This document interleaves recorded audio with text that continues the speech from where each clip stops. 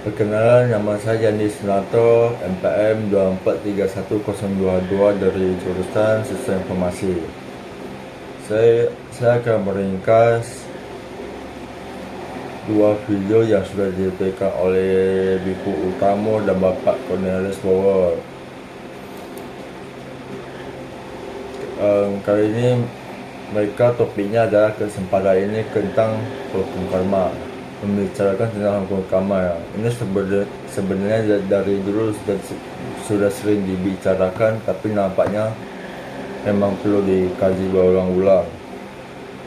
Sebabnya umat Buddha pada umumnya juga hanya yang karma berasal dari kata-kata doang yang artinya perbuatan.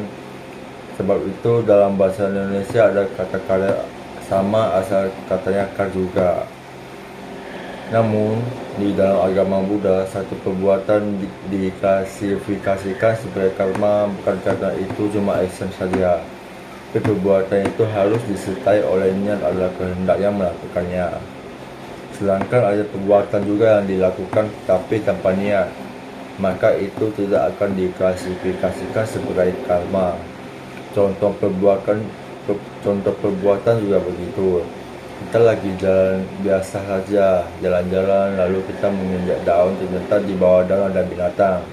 Tentu saja binatang itu mati karena binatang kecil-kecil itu beda dengan kalau kita melihat semut, itu binatang kecil juga. Yang lagi merayap di baju teman di samping kita mungkin juga dipelihara.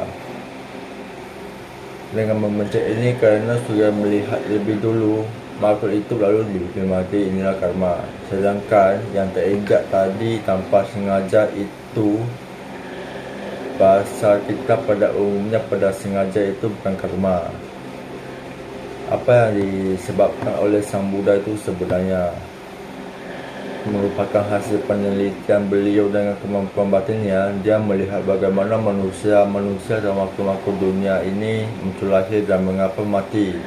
Dan jadi bagaimana sudah dilacak lebih dulu baru dia ngomong. Konsep karma sebab dia terbiasa dengan kebiasaan dan sistem dia ikutin dianggap itu benar. Sebab kemampuan untuk mengecek itu tidak ada dalam sistemnya. Jadi maksud biku itu diajar itu mengajarkan cara-cara yang bisa dikembangkan sehingga bisa dihasil. Dengan hasil itu dia mengecek kembali dan bagaimana cara Buddha memahami hubungan antara perbuatannya. Buddha memahami hubungan antara perbuatan dan konsekuensi yang melalui konsep karma. Dalam ajaran Buddha, sebuah perbuatan tidak hanya dianggap sebagai tindakan fisik, tetapi juga harus disertai dengan niat atau kehendak. Oleh karena itu, perbuatan yang dilakukan tanpa niat tidak diklasifikasikan sebagai karma. Misalnya, Buddha juga menjelaskan bahwa pemahaman ini berasal dari pengamatannya terhadap kehidupan dan kematian makhluk hidup serta konsekuensinya dari tingkatan mereka. Dia meneliti bagaimana makhluk muncul, hidup, dan mati sebelum menyebarkan ajarannya tentang karma. Sekian ringkasan saya. Terima kasih.